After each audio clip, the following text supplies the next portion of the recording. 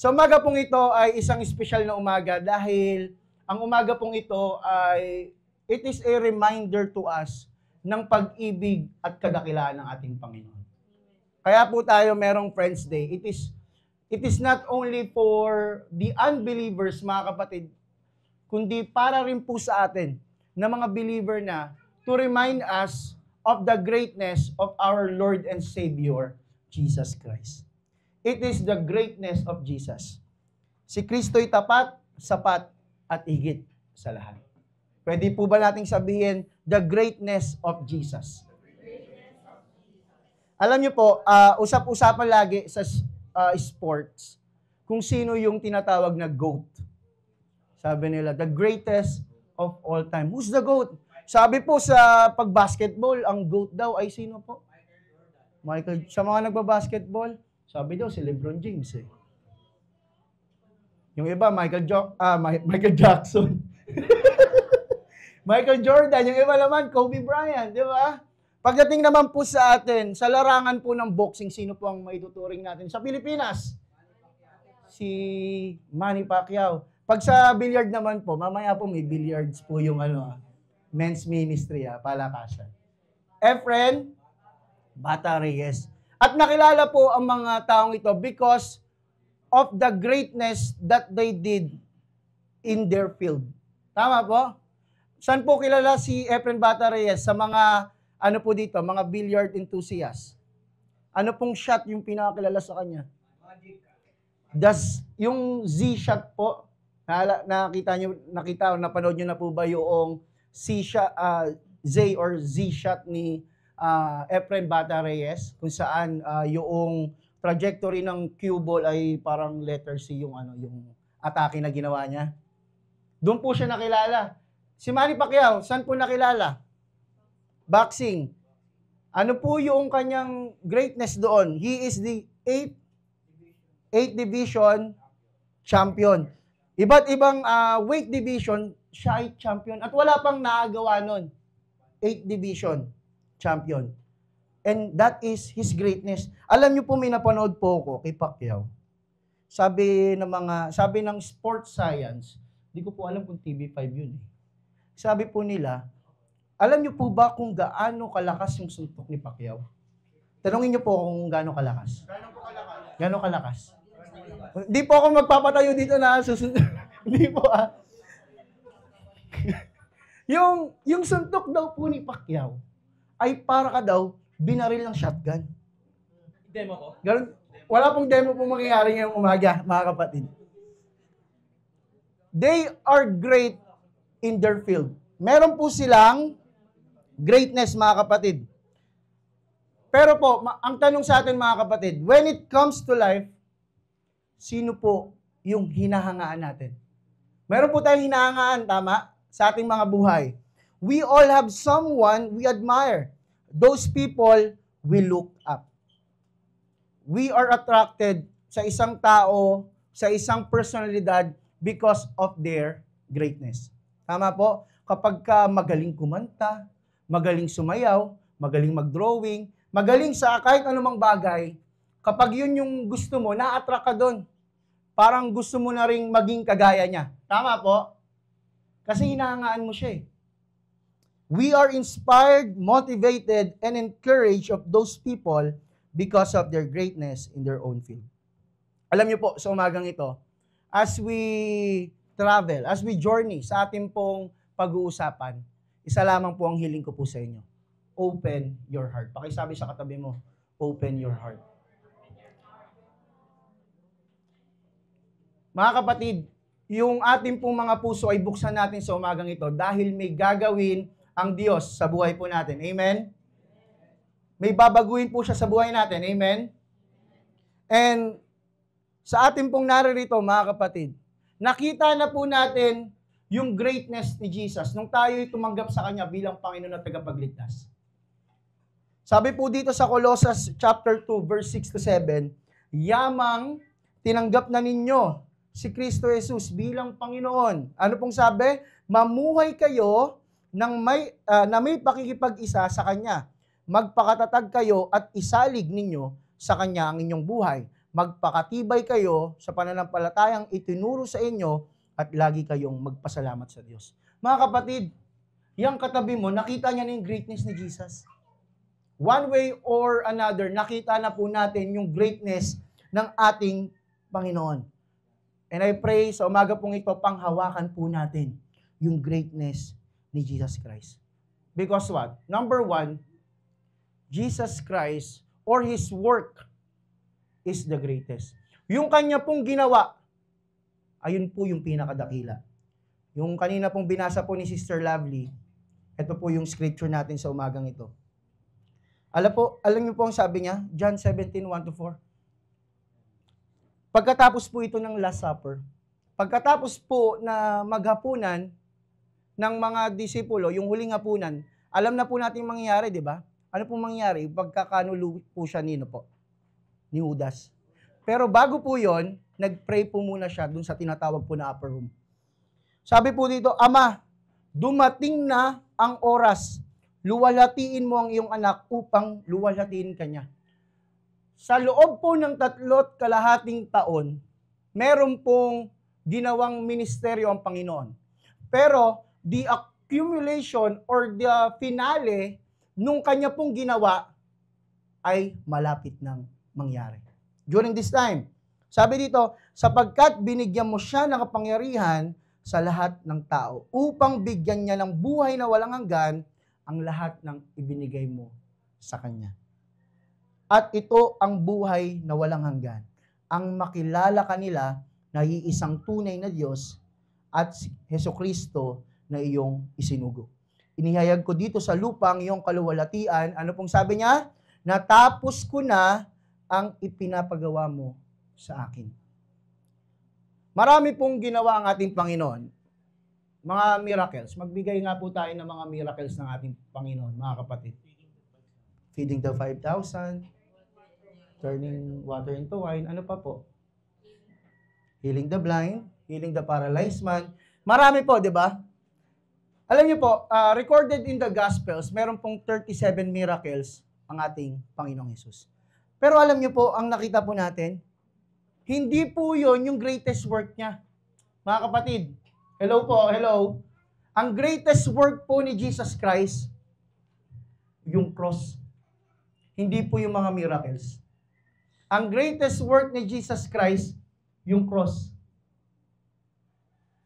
Sabi po dito, ano pong mararamdaman natin kapag yung isang kilalang tao, pagpalagay natin, presidente, imbitahan tayo sa Malacanang. Anong mararamdaman mo?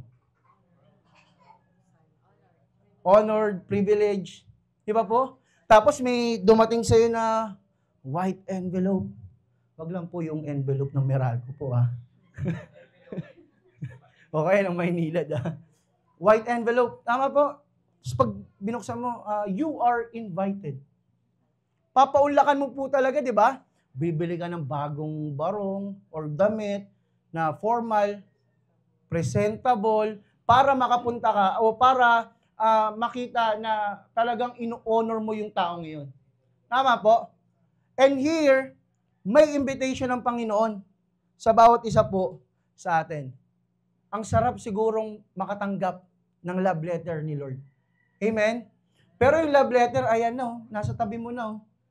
Nasaan po? Sa Bible, oh. Love letter ni Lord yan para sa atin. Pero ang nangyayari po, binubuklat lang po natin kapag scripture reading. Monday to Friday, hindi po natin mabuklat. Kapatid, this is the right time na basahin po natin yung letter po ng ating Panginoon. Because the greatest work of Jesus Christ is the cross. Sabihin nyo nga po, the cross. Tandaan nyo po, hindi po yung mga miracles yung greatest work ni Jesus Christ. Yung greatest work niya ay yung cross. Ano pong sabi dyan? Number 1, the cross tells us about God. Number 2, the cross is an invitation. And number 3, the cross is a love letter sent out to every human being, inviting them to fall in love with the Creator of all things. When we see the cross right now, ang nakikita po natin ano po? Love, hope, peace, salvation, comfort, lahat ng pwede po nating ma-symbolize o maisimbolo sa cross. Pero alam niyo po, in ancient times, alam niyo po, pag tinitignan po nila yung cross, alam niyo po nakikita nila? Guilt, shame, suffering. Ano po ulit? Guilt, shame, suffering. Imagine niyo po yung yung mga tao during that time na nakapako ang ating Panginoong Yesus. Ano po yung nakikita nila? Guilt, shame, suffering. Pero alam niyo po, during that time, meron pong tinatawag na great exchange na nangyari. Yung ating pong mga guilt, yung ating pong mga shame, yung ating pong mga kasalanan, yung ating pong mga suffering, nagkaroon po ng great exchange. Pinalitan ni Lord yung symbol ng guilt, shame, and suffering ng love, hope, peace, and salvation. Amen? Pinalitan niya po yun.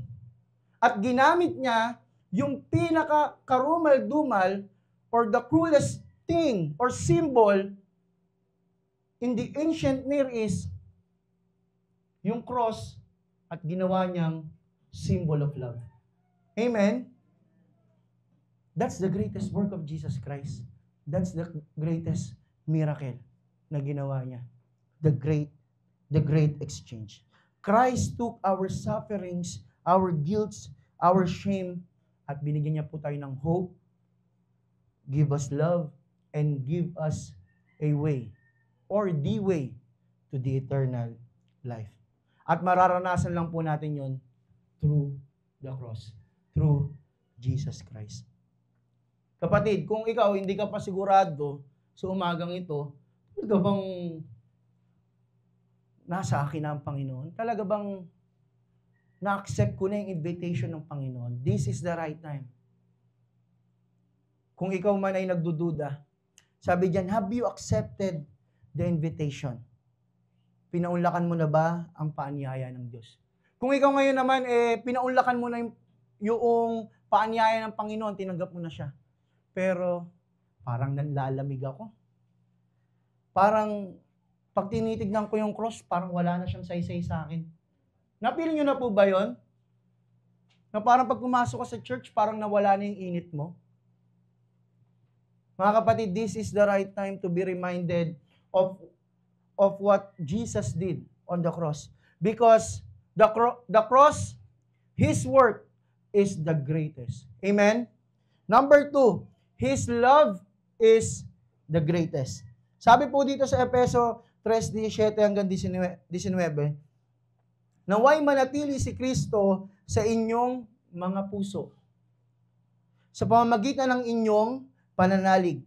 Dalangin ko ng pag-ibig ang maging ugat at pundasyon sa lahat ng inyong gawain. Ano daw po yung maging ugat at pundasyon sa lahat ng ating gagawin? Ano po, mga kapatid? Pag-ibig, love. Nakita nyo po, rooted and grounded. Pag narinig nyo yung salitang ugat or rooted, anong papasok sa isip nyo? Puno. Pag grounded, building. Diba po? Katulad po ng isang matibay na building, matibay yung pundasyon, at matayog na puno, matibay yung kanyang mga ugat. Dapat ganun din daw po yung ating pag-ibig sa ating Panginoong Hesus. Alam niyo po, lumalabas po yan eh. Kung gaano mo kamahal si Lord, kung gaano mo kamahal si Jesus, lumalabas yan kung paano mo pakitunguhan yung mga nasa paligid mo.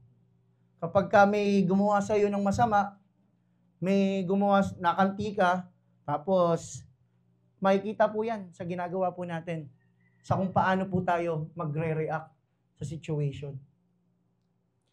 Kung mauunawaan lang po natin mga kapatid, yung pag-ibig ng Panginoon. Sabi po dyan, no, upang inyong lubusang, maunawaan, kasama ng mga hinirang ng Diyos, kung gaano kalawak, kahaba, kataas, at kalalim ang kanyang pag-ibig. At naway maunawaan ninyo ang pag-ibig ni Kristo na hindi kayang abutin ng pag-iisip. At sa gayoy mapuspos kayo ng buong katangian ng Diyos. Nakita niyo po yung parang paradox po dito. Naway maunawaan ninyo ang pag-ibig ni Kristo na hindi kayang abutin ng pag-iisip. Ang gusto lang pong sabihin sa atin that we need to grow in the love and knowledge of our Lord Jesus Christ. Lumalakad po ba tayo sa salita niya? Lumalakad po ba tayo sa pag-ibig ng ating Panginoon? Alam niyo po may isang kwento ni Princess Alice.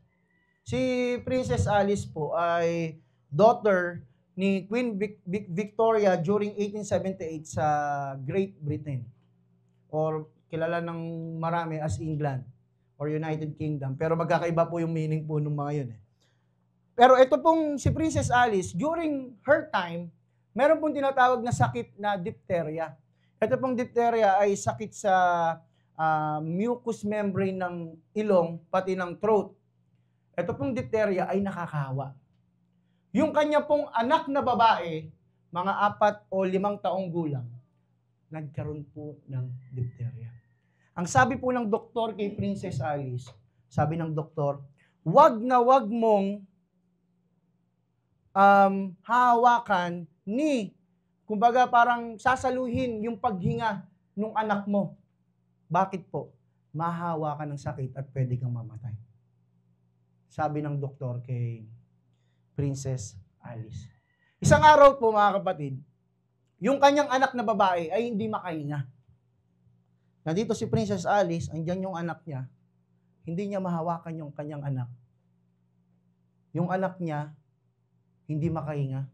Alam niyo po, sabi ng anak niya, Mami, kiss me. Ma, lapitan mo ako. Ma, halikan mo ako.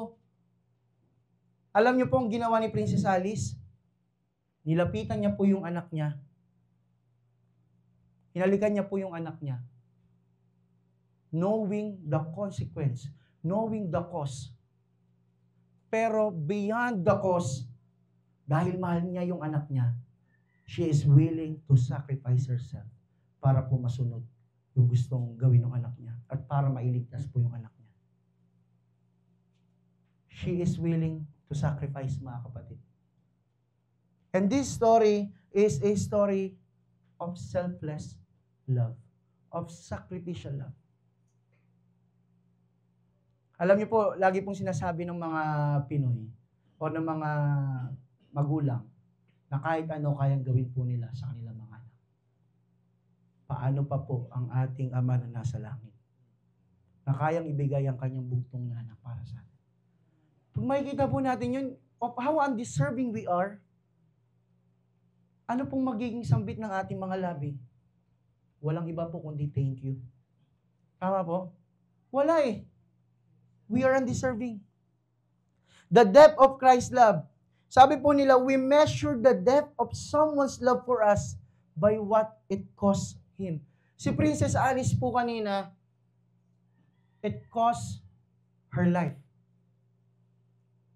Yung mga ano po dyan, mga magkarelasyon po dyan, mag-asawa, tignan nyo po yung asawa nyo. Yan, tignan nyo po. Yung mga mag-asawa lang baka tignan nyo, hindi nyo naman asawa yan. Yung mga magkasintahan po narinig nyo na po ba? Ito po sa mga lalaki, sa mga lalaking asawa o magkarelasyon. Narinig nyo na po bang sabihin ng babae na, kung talagang mahal mo ako, patunayan mo. Yes! Ang lakas Ang lakas Bakit parang pagka ganyan, gising na gising tayo? Di ba narinig na po natin? Ay, hindi pa. May umiiling dito sa kaliwa ko po. Sabi, kung talagang mahal mo ako, patunayan mo. Gawin mo to. Gawin mo yan. Sasabihin naman ng lalaki, handa kong gawin ang lahat para sa'yo. Ibibigay ko ang lahat para sa'yo. Eh, lalo namang nahulog yung babae. Pero, ang punto ko po mga kapatid, that we value effort. Tama po? We value effort. We value sacrifice. Ayun yung sukatan po natin ng pag-ibig. And yet, yung sacrifice po ni Jesus, it is the greatest of all. Pero hindi po natin maramdaman o makita sa ating buhay yung pag-ibig niya. Lagi po natin sinasabi, next time na lang ako maglilingkod sa Panginoon. Next time na lang ako tatayo dito sa harapan. Next time na lang ako ma-involve sa ministry. Next time na lang. Pero yung pag-ibig ng Diyos, pag-ibig ni Jesus, now. Present at all times. Pero yung paglilingkod po natin, parang pwede na yan. Pwede na yan. Pwede na yung ganyang design, pwede na yung ganyang kasuotan, pwede na yan. Sa church lang naman eh. Reflection po ba yun ng pag-ibig natin sa Panginoon? Sabi po dito, we know the depth of someone's love for us by how little we deserve it. Alam niyo po, mas nasusukat po natin yung pag-ibig ng isang tao sa atin. Once na nagbigay siya ng isang bagay, tapos hindi naman natin deserve. For example, titigan niyo po ulit yung mga may asawa po ulit ha. Kasi example ito sa sa mag-asawa eh. Pag-ibig po eh. Kapag kayang asawa mo, binigyan ka ng regalo, anong unang tanong ng mga babae? Anong okasyon? Di ba? Anong meron? May nagawa kang mali. May nagawa kang mali? Pero pag sinabi naman po na, wala, naalala ko lang yung pagmamahal mo, kaya binili ko sa ito. Wala naman talagang okasyon. May sabi po dito, impossible. Mag-asawa tayo. Pero mga kapatid, makikita po natin na kapag maramdaman mo na yung isang tao nagbigay sa iyo kahit hindi mo birthday, walang okasyon, mas nararamdaman natin na, wow, na-appreciate niya ako. Mahal niya ako. Kasi willing siya mag-go extra mile kahit hindi ko birthday, kahit walang okasyon, just to appreciate me. Hindi mo deserve, di ba? Parang feeling mo hindi mo deserve. Mas doon mo na ipapakita o nasusukat yung pagmamahal niya sa iyo. And yet, here, nakita natin, we are undeserving of God's love. Ang ganda nung kanta kanina eh. Diba? Kung talagang nanamnamin po natin yung song kanina, mga kapatid, napakayaman po ng tanging pagmamahal ng ating Panginoon. The more undeserving we are, the more amazing and deep is His love for us. Sa lahat ng mga naging example po natin kanina, the best example of love is Jesus Christ. We are undeserving, pero ginawa pa rin ng Diyos yung kanyang ginawa sa pamagitan ng ating Panginoong Yesus. Romans 5:8. Tama po? Ano pong sabi doon? While we are yet, still sinners, Christ died for us.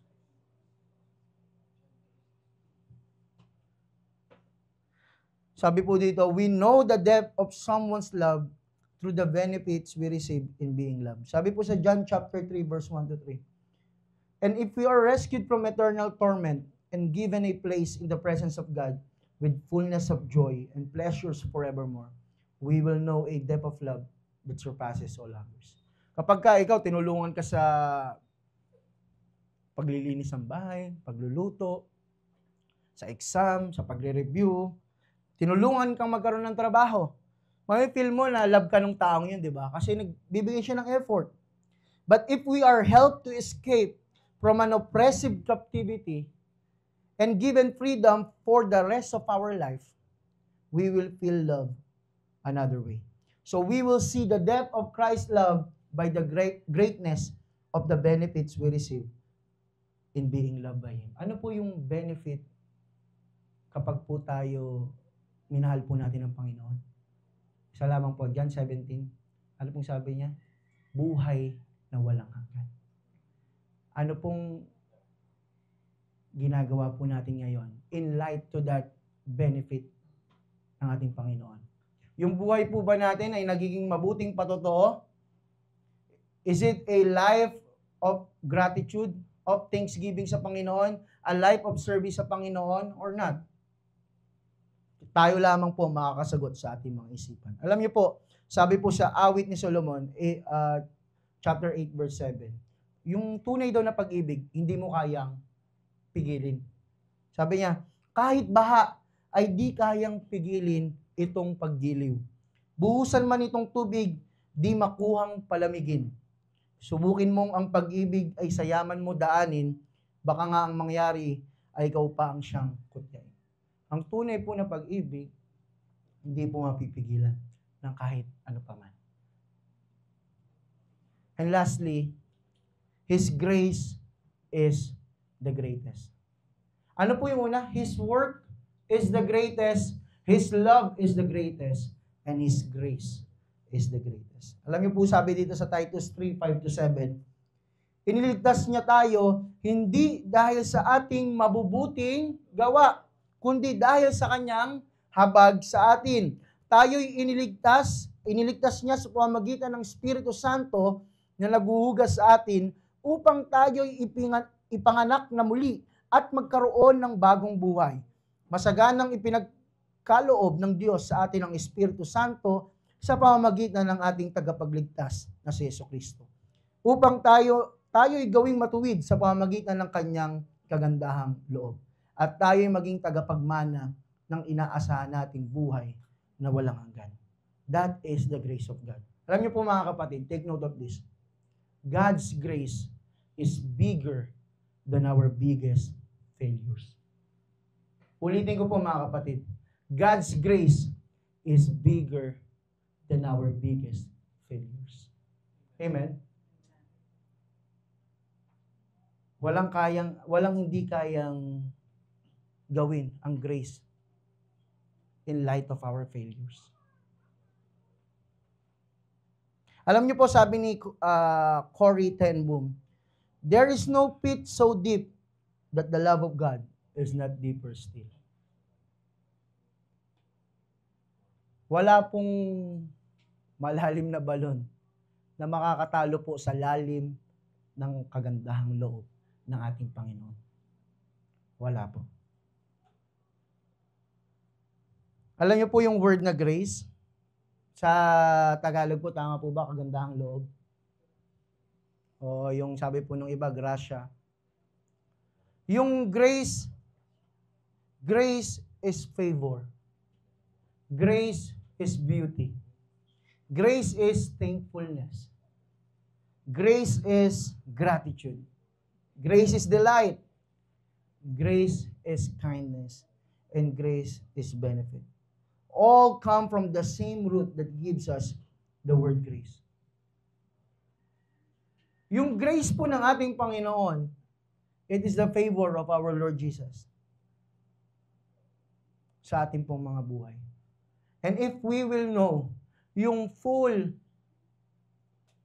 power ng grace ng ating Panginoon, mga kapatid, sasabihin natin sa ating mga sarili, sino ako para magyabang sa Panginoon? Ng aking galing, ng aking talento, ng aking nalalaman. Kung dahil lamang sa biyaya niya, kaya ako huminga, kaya ako nabubuhay. Amen? Wala po tayong kayang ipagmalaki sa Panginoon. Alam niyo po, sabi ni Philip Yancey, grace is scandalous. It's hard to accept, hard to believe, and hard to receive. Grace shocks us in what it offers. It is truly not of this world. Ang mundo po kasi natin, you get what you deserve. Tama? Kapag gumawa ka na mabuti, masusuklihan ka na mabuti. Pag gumawa ka na masama, masuklihan ka na masama. Pero yung grace ni Lord, makasalanan ka na nga, masama ka na nga, but still, God made a way for us to have fellowship with Him, to have connection with Him. And that is grace. Kaya po hindi po maunawaan ng iba, kasi ang mundo po natin, gumagalaw na, you get what you deserve. Pero sabi ni Lord, kahit undeserving ka, kung mamahalin mo ako, kung tatanggapin mo ako, kung maglilingkod ka sa akin, you will get the benefits of the grace of God. Sabi po dito, grace teaches us that God does for others what we would never do for them. We would save the not so bad. Tayo po may natural inclination po tayo na kapag may kagalit po tayo, o kaya kapag kaaway po natin, kunyari, kapitbahay po natin, sorry po sa gagamitin nating illustration. Kapag kagalit mo yung kapitbahay mo, bumaha, Baka yung katabi mong kapitbahay na lang na mabuti sa iyo yung ililigtas mo, hindi yung kagalit mo. Kasi ayoko. Okay na yan. Mawala na lang yan. Natural inclination po natin na paggalit tayo, kapag ka masama yung taong yon, ang gusto natin, okay na yan, dyan na lang yan, maparusahan sana yan. Pero hindi po natin nakikita yung ating sarili that we also deserve a punishment sa ating pong mga kasalanan. Grace is a gift that costs everything to the giver and nothing to the receiver. Yung grace po ni Lord, it costs Him yung kanyang bugtong na anak, ang ating Panginoong Yesus. Sabi po ni Jerry Bridges, our worst days are never so bad that you are beyond the reach of God's grace. And your best days are never so good that you are beyond the need of God's grace. Even in your lowest point, mga kapatid, even in your sufferings, God's grace is there. And even in your best days, God's grace is there. God's grace ay lagi pong nasa ating mga buhay. That's how important the grace of God is. At ang lagi ko pong naaalala pagka when we talk about grace is Apostle Paul. If we know his story, mga kapatid, Apostle Paul, before siya maging follower ng ating Panginoong Yesus, he was once a persecutor, murderer. Pinapatay niya po yung mga Kristiyano, or tawag pa po during that time is the way, sa Book of Acts. Pero alam niyo po, sabi niya, in 1 Timothy chapter 1, verse 13 to 14, hindi po buo yan. Sa Tagalog, babasahin ko po. Kahit na noong unay nilapastanganan, inusig at nilait ko siya pertaining to Jesus Christ. Sa kabila nito'y nahabag sa akin ang Diyos, sapagkat hindi ko nalalaman ang aking ginagawa noong ako'y hindi pa sumasampalataya. Pinasagana sa akin ang kagandahang loob ng ating Panginoon. Imagine that, mga kapatid. Pinasagana po sa Kanya yung kagandahang loob ng ating Panginoon at ipinagkaloob niya sa akin ang pananampalataya at pag-ibig na natatagpuan sa ating pakikipag-isa kay Kristo Jesus. Even the worst sinner, even the murderer, the persecutor, Apostle Paul, nabubuhay lang po siya because of the grace of God. Ang iiwan ko pong tanong po sa atin sa umaga pong ito as we come into the ministry time. What is your response to the greatness of Jesus?